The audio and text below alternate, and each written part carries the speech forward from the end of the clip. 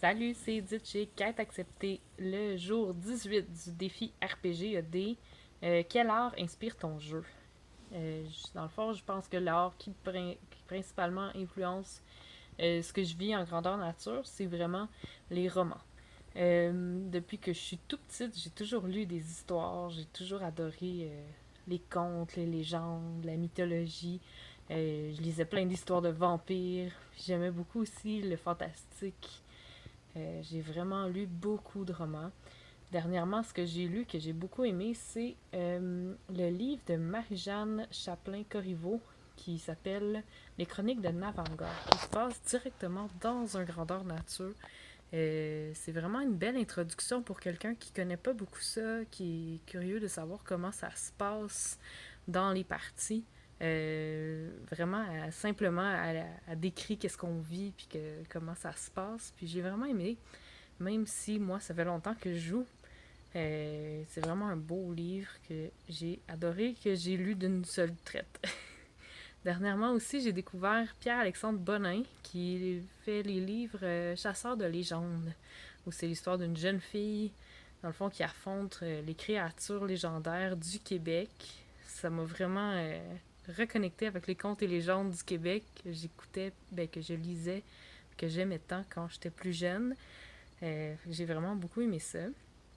Il y a aussi Fabien Fournier, oui, celui qui a écrit la série Noob, qui a écrit un livre qui s'appelle, une série de livres qui s'appelle Neogicia. Si vous aimez un peu le genre steampunk, ça fait, c'est un peu à côté là, de ce genre-là, mais c'est vraiment l'histoire d'une faction technologique dans un monde médiéval fantastique. Ça se passe dans un jeu vidéo, dans le fond, mais c'est vraiment une belle histoire, c'est intéressant, puis ça sort un peu de ce qu'on lit habituellement. Vraiment une belle série à découvrir, celle-là aussi. Sinon, c'est sûr que les séries, les films qu'on regarde, ça nous aide vraiment à nous mettre dans l'ambiance puis à imaginer, à partir d'un simple décor, tout ce que peut être le monde dans lequel on évolue dans un grandeur nature. Je m'excuse, ça shake beaucoup. Euh, J'aime beaucoup aussi, dans le fond, les séries qui sont surnaturelles, qui sont aussi imaginaires dans le fantastique. Mais en ce moment, j'écoute rien de vraiment intéressant à part Supernaturel. Alors, si vous avez des suggestions, mettez-moi les dons en commentaire parce que je commence à vraiment chercher quoi écouter. Dernièrement, ce que j'ai beaucoup aimé, c'est. J'aime beaucoup The Magician. C'est vraiment une belle série dans laquelle. Bon, ça va avoir l'air Harry Potter dit comme ça, là, mais c'est une école de magie, mais c'est des adultes qui combattent les forces occultes. Là. Dans le fond, un peu la prémisse de cette série-là, c'est que c'est pas parce qu'il y aurait de la magie dans notre vie que ça irait mieux. Fait que c'est quand même un peu dark, mais j'aime bien ça. D'ailleurs, dans vos suggestions, mettez-moi pas des affaires trop. Moi, je suis bien moumoune. Quand j'écoute des émissions, là, Supernatural, c'est vraiment le plus dark que j'écoute. J'aime pas ça quand il y a des affaires dégueu ou quand ça fait tout le temps peur. Fait qu'il y a bien des émissions qui sont bonnes, mais que j'arrive pas à écouter quand même.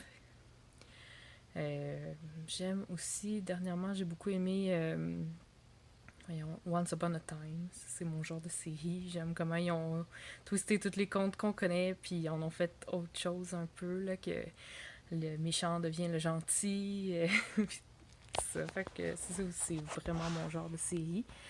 Puis une émission que j'ai vraiment aimée, ça fait un peu plus longtemps, c'est Carnivale. Si vous connaissez pas ça, c'est vraiment bon. C'est l'histoire, ça se passe, je saurais pas dire c'est quelles années, là. C'est comme pendant la récession aux États-Unis, je pense, c'est dans les années 50 à peu près. C'est l'histoire vraiment d'un cirque qui se promène d'une ville à l'autre aux États-Unis, puis de tous les phénomènes étranges. Dans le fond, ils ont tous un peu des pouvoirs magiques, mais surtout surnaturels. Puis c'est vraiment intéressant. D'ailleurs, le prêtre est vraiment écœurant. Un jour, je vais DMer une partie, puis je vais avoir un personnage inspiré de lui. Ça, c'est mon rêve d'un jour faire ça. Parce qu'il est vraiment cool.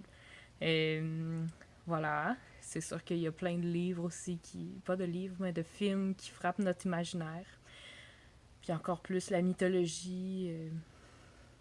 dans le fond, je pense que tout ce qu'on décrit aujourd'hui, puis ce qu'on écrit encore comme roman, puis comme film, ben c'est tout le temps issu de la mythologie, des anciennes histoires. C'est sûr qu'on les remet au goût du jour, puis tout ça, mais ça se démode pas. Euh, c'est ça. Ça fait un peu le tour de qu'est-ce qui m'inspire comme art.